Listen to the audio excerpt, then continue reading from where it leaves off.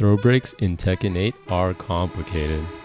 In previous games, throw breaks occurred in a fixed window, regardless of the situation. But in Tekken 8,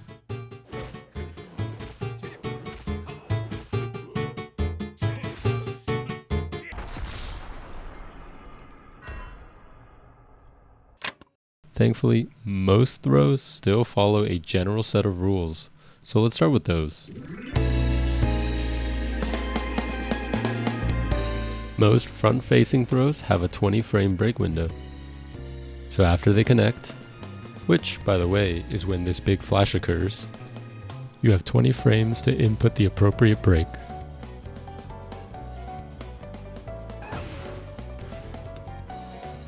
Side throws have a universal 14 frame break window.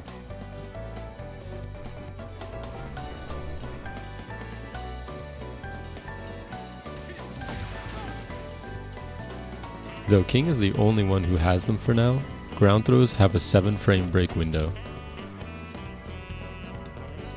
This may seem short, but the startup of the throw is relatively long. Tackles have a 6 frame break window.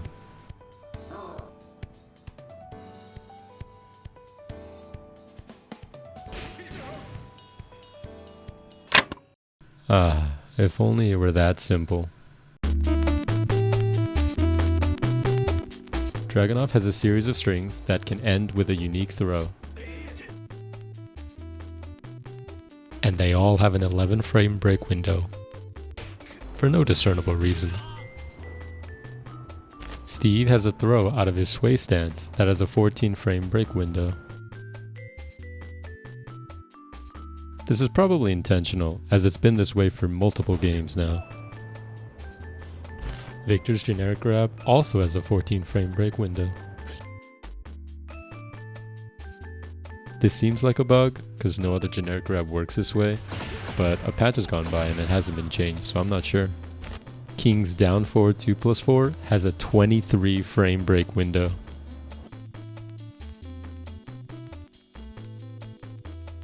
In my testing, this is the only throw that goes above the standard 20 frame window. What's even more odd is that the one break variation still has the 20 frame break window.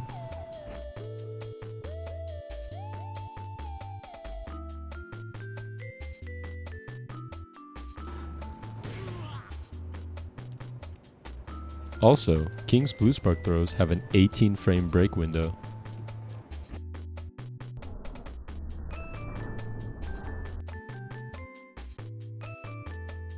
It's possible that this is an intentional reward for good execution and a more telegraphed throw. Well, that just about covers throws on normal hit, so let's move on to counter hit throws. A new addition to Tekken 8, throws can now counter hit an opponent, which will significantly reduce the break window. Forward-facing throws will have their throw break window reduced to 10 frames.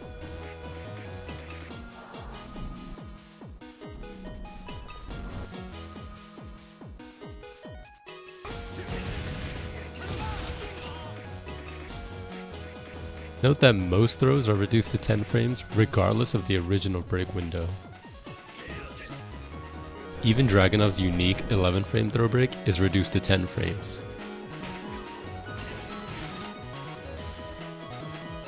On counter hit, side throws have their throw break windows reduced to a mere 7 frames.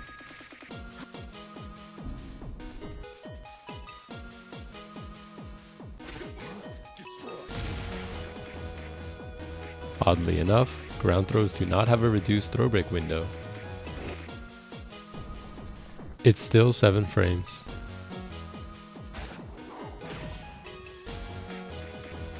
On counter hit, the throw break window for a tackle is a tiny 3 frames.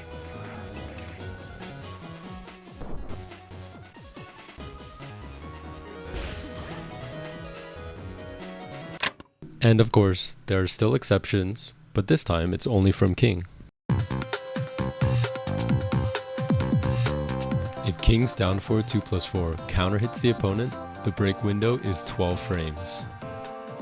For the record, this makes 0 sense. It doesn't follow any previous pattern.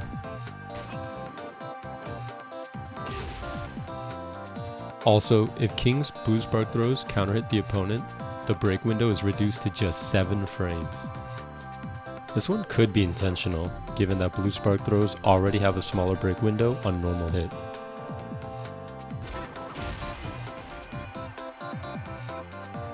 Check out how fast this break is in real time.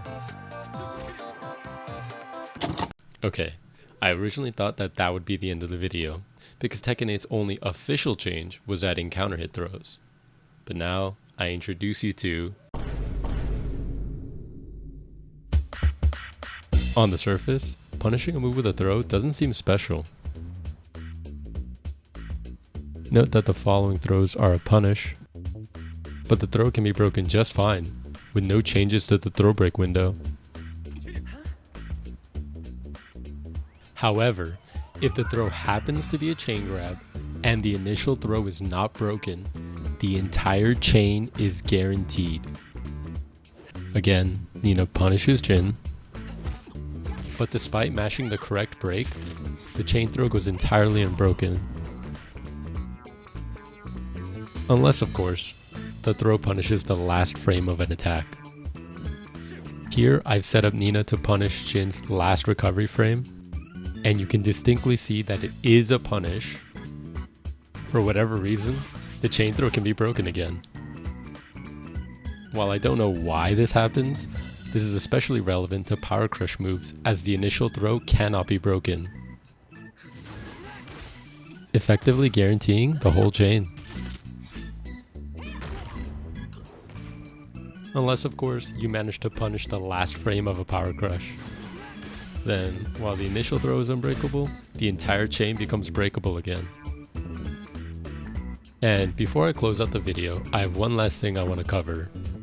Have you ever felt really confident that you broke a throw, but somehow it didn't break?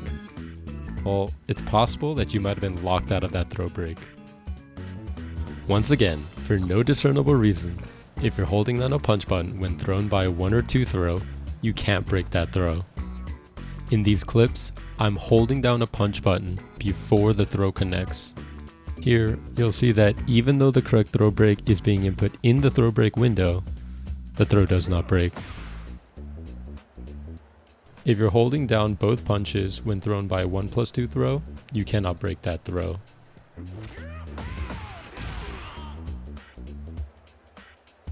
However, you can hold down either punch button and then break the throw after.